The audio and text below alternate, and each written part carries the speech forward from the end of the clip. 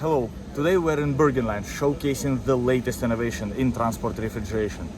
Behind me is an ultra-low temperature mobile storage solution for temperatures between -40 and -110 degrees Celsius.